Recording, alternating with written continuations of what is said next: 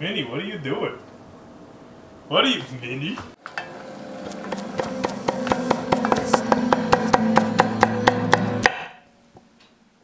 Hi, I'm Phil. Welcome to Pretty Good Cooking. Pretty good. Tonight on our show, I'm going to teach you how to make crostinis. Here's a couple crostinis that we made.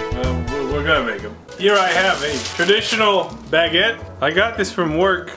They left it in the break room. So, you know me, I was like, well, let me just take this baguette and walk out of here. In the meantime, before you start cutting your crostinis, preheat your oven to 450 degrees. Some people have been asking what happened to my dogs. They're right there. They haven't appeared in the episode in a while. Well, see you, Vinny. Okay, got a bread knife here. We're gonna start cutting crostinis, and we're gonna cut them on what is called a bisect. And the purpose of that is that you get a longer crostini, so it's a bigger vehicle for whatever you're stuffing in your gullet. If you were to cut it in a perpendicular fashion, you'd have a smaller crostini. But this is a way of being fancier, which is good, especially when using or working with a food that is called crostini. It's nice. I'm going to continue to cut these crostinis for a while. You will get quite a few crostinis out of a single baguette. You can use any kind of bread that you like to make these, but baguettes work well because of their general shape.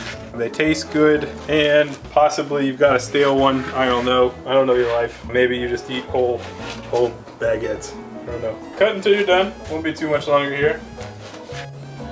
Okay, we've got our bread products. I'm gonna take a small bowl, pour a little bit of olive oil in. As an alternative, you can use melted butter. You take your brush, your oil, and you want to brush both sides. This is gonna take a little bit. Here we have our completed brushed breads. You can give it a smattering of salt. I wanted to use sea salt, but I don't know where that is. So I'll just use regular old kosher. Even if you're making a savory, or I'm sorry, a sweet crostini, a little bit of salt is going to be nice, because sweet and salty is good. And we'll pop those in the oven, and we're going to do about 5 minutes aside. Alright, and while that is going, I will make some of the toppings for like the various crostinis. So we're gonna start with bruschetta. Bruschetta is basically a tomato topping. So in a small bowl, we will dice a couple of tomatoes. It is up to you whether you want to remove some of this inner flesh. It also depends on the kind of tomato you have. You can scoop out guts if you want. All you really need is the quote-unquote meat of the tomato. But with the kind of tomatoes I'm using, there's really not a whole lot of stuff going on inside them anyways. So we will dice it up. We'll see what it looks like when I've diced a couple of tomatoes. Alright, tomatoes in a bowl. I only used one because we got a bunch of other things to make on these crostinis. I think this is going to be just plenty. To that, we will add a little bit of pre-minced garlic. Not too much, just a little bit. And we need to add some basil. Perhaps hilariously, we bought living basil, which was grown in a lab somewhere. You can see it how it came with mud. It's nice. But we'll essentially just grab a handful of leaves, give them a rinse. And you can either chiffonate them or just start slicing, depending on your knife skills. No judgment here. But you want thin bands of basil, and maybe just chop it up a little bit. Our crostini is halfway done, so we'll give it a pull out of the oven, and we're gonna flip them. Let the other side crisp up. Well, yeah, so that side's starting to crisp up already, which is good. You don't really want it to be like so dry that you can't chew it. I mean, that's a general rule of food. I feel like this is some trademark Phil struggle right here. It's like what the people want to see. Every day's a struggle. Alright. Okay! And give that sheet a little shake to evenly displace them. Not bad, not bad. And now go back in. Another 5 minutes. Alright, back to our bruschetta. In that basil goes. Where it stops, nobody knows. Actually, I know it's going on a crostini. There's really no mystery at all about that. Okay, now we season it with some salt. Kosher salt. Oh, that's too much, but okay. Who gives a shit? Some fresh pepper, some olive oil, teaspoon or so, and then just a dash of balsamic vinegar. Just give it a once over, like so. And you want this to marinate a little bit. You're mixing it on up. And you can basically just leave this out on the counter while your crostinis are doing their thing. That's bruschetta, set that aside. And that will be crostini a number one. Next up on our prep, although the crostinis are about to be done, I'm gonna start showing you how to make a Caprese crostini, also known as a caprese or caprese. No one really knows how to say that. I believe that it is Italian in nature and in origin and in generalities. Just think. I think sometimes. As such, you'll want to use a smaller tomato if you can for this purpose, because we're going to use slices that will hopefully fit on the bread. So you can take your small, these are called Campari tomatoes. Just do thin slices and forget about the ends. They're not going to really look aesthetically pleasing. Crostini's done, just like I said it would be. It's almost as if I had a sense of the time for how long they would take to be done. Oh shit, they're already browning. Well, that's to be expected. A little brown ain't gonna hurt you. I mean, if a little of them are burned, it's okay. We're gonna let them cool down anyways. So let that chill out. Back to slicing these tomatoes. This won't take too long here. There are essentially 3 ingredients in caprese. I feel pretty pretentious saying caprese. I'm sure I'm not even saying it correctly, and I feel pretentious. But you know, that's life. I will say that in the Midwest at parties and shit, this is a very popular, but I think it's really just an excuse to eat cheese. Anyways, here's our mozzarella. It's fresh mozzarella. I would suggest, if you can, taking your mozzarella and flattening it out a little bit, because we're gonna try to put a slice on one of these. So flatten it out a little bit might help. Slices of mozzarella, pretty thin. If you can cut smoothly, it'll look nicer. Oh, that looks f***ing terrible. Don't make them so thin that they suck. Okay, that's probably plenty of mozzarella. And the last ingredient in that is more basil. And these, you actually want to use whole leaves for a nice look. You don't have to necessarily, and I will show you a couple variations on plating and presentation. Alright, next up we have a sweeter, almost dessert-like crostini, which is going to be a strawberry and mascarpone. I'm going to actually do 2 variations, but the only variation is the herb. These are really good with mint and really good with basil, which we keep throwing on everything. So if you don't like basil, well, you should probably just this episode. But this one is good. I'm going to show you a couple of different ways to prep it. We'll got our strawberries here, chop the top off. There are a couple of ways you can do this depending on how much strawberry you want. Super easy way, just have it. However, from a presentation standpoint, that's just okay. You can also do thinner slices. The idea being that you can have just like a single slice on your crostini. And I'll show you these when these plate. But you can actually do some kind of fun stuff where you can create a layered effect. So essentially fanning out the strawberry on top of the crostini. And you can do this in like a horizontal or vertical orientation. This is a way of expressing your artistic phase that maybe you had, maybe you didn't. Maybe you're not artistic. Maybe you're just gonna throw a strawberry on there. So I'll prep those a couple different ways. Another option are to cut rounds, like so. Nothing particularly exciting about that. And then if you are trying to match the length of the crostini, you can do diagonal cuts, get some weird shapes. I don't know. The world's your oyster. So we will set that aside. I'm gonna get a little bit of herbs prepared for that as well. So we've got more basil still. But you gotta know, you just gotta know that in terms of things that middle-aged women love, basil's up there. They feel real fancy every time they put basil on something. So that's what we're doing. Let's give them a little wash. So we've got basil, mint. You could even do both if you're feeling wild and crazy. But that will go with mascarpone cheese. It's called soft cheese, and this is essentially fancy cream cheese. You can just use cream cheese if you want, but we're fancy. So fancy. Fancy with a PH, that's how fancy we are. Moving on to yet another. Oh no, I'm sorry. Why did I get mascarpone? Well, I'll show you another variation. Mascarpone for some, goat cheese for others. Man, so many variables. Actually, maybe just mascarpone for that. Maybe I'll use goat cheese for this. Here I have a green apple, and we are gonna do slices of this. I've showed you how to cut apples before. Now what's important to know, this is a Granny Smith apple, is that apples will brown if you leave them out. Most people know that, most people have experienced apples before. So it's not like I'm breaking any news here. However, it's important to think about that in the context of you are preparing these for a party or a soiree, and if someone sees some brown shit, they're gonna be like, I'm not gonna eat that. So keep that in mind. I will show you a way of mitigating that, which is to just put some lemon juice on it. Put your apples in the bowl, This will not solve the problem, but it will, it'll be a little bit better. Also tastes nice. Lemon's good. To that, we are going to pair this with some Gouda Cheese. It's reserve, so it's good, but it's also pretty inexpensive, so it can't be that good. I already put the hat on, so I feel like I've done my time. And there's like 6 cheeses in this. We're gonna use the back end of the wheel to get some Gouda slices. Thin slices are good. We got a cheese gutter. You can use a cheese cutter. It sounded like I said cheese gutter, which I think I did on accident. If it sticks, okay, that's not the end of the world. This cheese is not cutting very well. These are not gonna look that aesthetically pleasing. But yeah, there's some Gouda. God damn it. Every day's a struggle. God, these paper plates sure are coming in handy. And I think we might pair that with some chive. These are folded chives.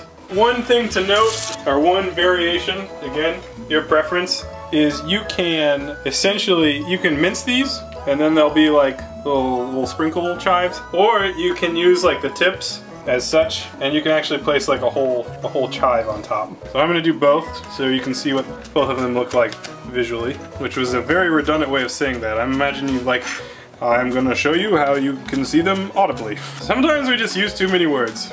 You can put that on a quote by me. Chives are a pain in the ass to pick up, but life's also a pain in the ass. Maybe we just chop them and put them directly on. I don't know. God damn it. God damn it. Do you see this shit? Our 5th and final crostini. This is the wild card. This is a exciting, innovative dish that I'm making. Here I have some cooked shrimp. They're not too old. I'm gonna give them a little bit of a chop so that they are in something closer to bite-sized pieces. Alternatively, you can cook them fresh in this recipe if you would like. I am using pre-cooked shrimp because I have them and I need to use them. Such is life. All right, in a small pan.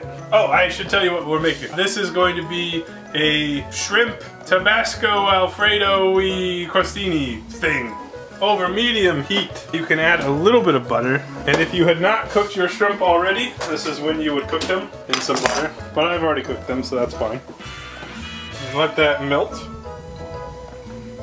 Okay, got your butter, and we're gonna cover the bottom of the pan with heavy cream. Come on, you bitch. Alright, just enough to cover the bottom there. You can add herbs to this for color, which can be nice. I'm gonna use some fresh parsley. And if you want, you could add some garlic. It might taste good. Well, no, it will taste good. I strongly recommend that you like mince your parsley pretty finely. No one wants like a giant hunk of parsley in their shit, especially not on a crostini where it's all there for everyone to see. And we want to get this bubbling a little bit so it reduces. I'll show you what that looks like when I can, but I can't yet. What fancy food we're making tonight! Crostinis are not fancy, but they are a crowd pleaser. And if you want to be popular at soirees, bring some crostinis. They're almost like a sandwich. You put another crostini on top, it's a sandwich. Now that we have our cream at a simmer, we're gonna throw in some Parmesan cheese. Again, this is like kind of like cover the pan type deal. Mix to incorporate in Delaware for tax purposes. And as the cheese melts, you can continue reducing the heat, and we can add our shrimp in. Here's our shrimp. See how that's already thickening up nicely.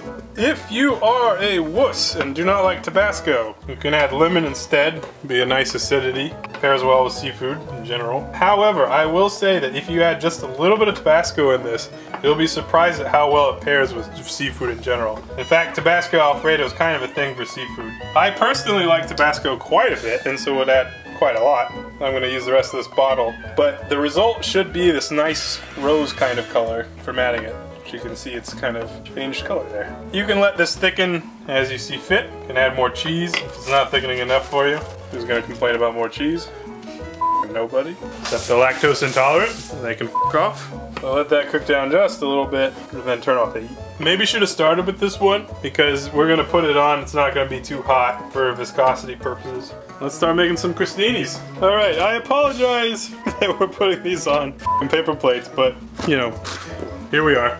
We will start with our bruschetta. These are pretty simple. You're basically just going to take some tomatoes and spread them over the top. And there's our fancy bruschetta. Oh boy! Okay, here's this plate and get some crostinis. No problem. All right, now as toppings for this, you will need some olive oil in a bowl, and you'll need your balsamic vinegar. The sequence that I recommend to make this look, like somewhat presentable is take some cheese. You can form it as you see fit. Basically, you just want like a strip of cheese on each. Next, you cover that with a basil leaf, like so, and then top with tomato. I think that is going to be visually more appealing than looking at some shitty cheese that Phil couldn't cut properly. But hey, that's life. Sometimes you got good cheese, sometimes you just aren't good. If you have really f***ed up, which you might have, you can always default back to putting the basil leaf over everything and just cover up anything else.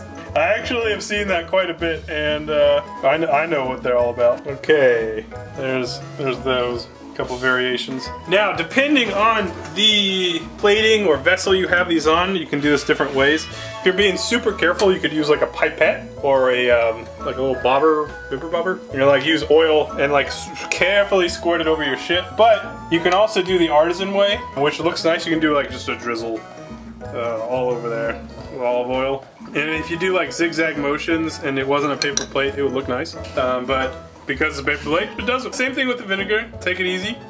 Don't use as much as I just did. Maybe just do some dabs. Well, it's the flavor that counts, right? Some salt. And don't forget the pepper. They don't look that bad. It's really just the paper plates is the problem. There you go, Caprese. All right, onwards and upwards. It's our apple and cheese ones. This one you could do a couple different ways. Kind of a more plain way of doing this, so to speak, would just be cheese wedge, apple wedge, chive, right? Pretty basic apple cheese shit right there. Alternative, cheese, apple, chive spear. You can do a little crisscross. Oh man, you're so fancy. You can also use some soft cheese, mascarpone. I really should have looked up how to pronounce that. You can use this as a sort of adhesive as well, and because it is not a very flavorful cheese, it won't really mess with your palate too much. But the nice thing about this, just as an example, it can set down apple, cheese slice, chive. Look at that, looks pretty nice. I think having the apple on top is a little bit nicer just from an aesthetic standpoint because I cut them better. But if you just wanted to go like totally wild and crazy, look at this one. You can get some cheese, cheese on cheese, and then I'm gonna put cheese on the apple. Oh my god, no one has ever thought of this before. Put that there, and then use that as an adhesive for the chive. And the end result actually looks like garbage, but it's the most effort I put into one of them. So there's your cheese and apple one. This is going great. All right, who's excited for apple strawberry? I tell you what, not apple strawberry, Jesus. These would be a lot better if my crostinis weren't so well done. But here we are, make do. This is pretty good cooking. Not fine cooking with John. I'm gonna show you some variations here. Now, I suggest goat cheese as your underlayer. I might use that for most of them. Strawberries go very nicely with goat cheese. It is a very strong flavored soft cheese that I cannot open from this container. Rip me, merciful Neptune. What have we done to deserve this? What in the f? No problem. No f***ing problem. Alright, we got our goat cheese, which looks like it needs to be mixed up a little bit. Why are you so liquidy? What the shit? Maybe it's because I had it sitting out for a little bit. Well, this is spreadable goat cheese. You can use the log too, that's fine. Just spread a little bit on it. Don't use too much, kids. So we'll do half goat, half fancy cream cheese. God damn. I tell you what, if you do this with more precision and more skill than I have, it'll look better. That's a fact. Maybe stick with cream cheese. It's a more forgiving cheese, don't you know? Get on there. You cheese, you. Alright, there we have our two, no, not like that. 3 and 3, right? So, presentation-wise, I think it looks best if you place leaf, or the mint.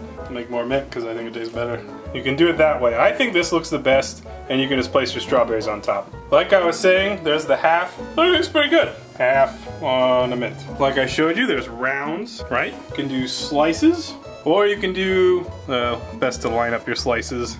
Or you can do that fan technique, which I am shitty at, but here's kind of what it would look like. You see how that has like a tall fan? That looks pretty fancy, but it's hard to put in your mouth. It's a sailboat. Yeah, it's a sailboat, okay. You can add a glaze to this. Something would be nice, like a raspberry glaze or balsamic glaze. Even just like a tiny bit of balsamic vinegar on some of them will taste nice. okay. But it's not really necessary. All right, the grand finale. And this is, from a presentation standpoint, pretty f***ing easy. You take your little shrimpy sauce and just pour it right on top. Now, when this is cooled a bit, it's easier to do. If you did this while hot, it would f*** up your crostini. But, you know, you're an amateur, I'm an amateur, and they're probably gonna look shitty anyway, so, you know, that's where we're at. Look at that. Dank ass crostini. Don't overfill or they'll overflow. And if it falls off, who gives a shit? Optional, Parmesan garnish. Look at that. Oh, that because it totally needed more cheese. You know what? That's how you do it. Look at these bitches. Look at these crostini bitches. I think that would be a good name for like a middle-aged, like, woman squad. If you're like, if your mom and her friends get together like 3 times a week and drink too much wine, they should be called whatever I just said, the Crostini bitches. Yeah, your mom will really like that. I'm sorry. Oh, look at that, that's nice. Crostinis, snacks for everybody. I'm gonna have to taste all of these. Here's our bruschetta. It's gonna down the whole thing. Don't bake the crostini so long. That's fabulous. It tastes just like restaurant shit to me. Let me wash that down. Before we continue tasting, I just had a thought, which is that whatever presentation you choose, do it consistently. It looks like shit when you're like, oh, I put some leaves above and some below, and here's all these different variations. That looks like ass. But if they're all uniform, people will think you're a f***ing pro. At least some middle-aged women will. All right, let's get that Caprese. The only definite wrong way to pronounce that. Oh, that's nice. That's great. I tell you what, if I was at a soiree, a little Cabernet in this hand, a little Merlot in this hand, with my third hand, I would be f***ing pounding those Caprese. Let's have an apple and cheese. Let's have it with the shits. I think that would be good. That tastes way better than I thought it would. Oh, that's a nice crostini. That's wonderful, man. I kind of thought that was the shittiest one we made, but flavor-wise, that's on point. That's really good. All right, continuing on. What's like the least embarrassing one of these? I don't know. This one? No, that one. Yeah, let me show you how difficult this is to eat when you do it this way. Ow! Ow! Oh, I cut my mouth on crostini. I tell you what, that was pretty good. Great flavor, and actually the saltiness and the oiliness of the crostini actually complemented the sweetness of strawberry pretty well. Last but not least, my little Alfredo shits here. I think these are gonna be great. Oh yeah, that's good. Looks like a meal. Man, mamma mia. Well, they're literally all great. No need to judge anything beyond that. If you make any of these or all of these, people are gonna be like, my God, you're a wizard of bread products. People will be like, I was at the party and they just had these crostinis. I just couldn't stop myself. I just kept eating them. So that's how you do it. Crostinis, a fine appetizer. I hope people don't give a shit for this, because I feel like this is like more effort than we put into some episodes. And on the opposite side, I want to recognize everyone who gives us positive feedback, because I appreciate you. Okay, bye.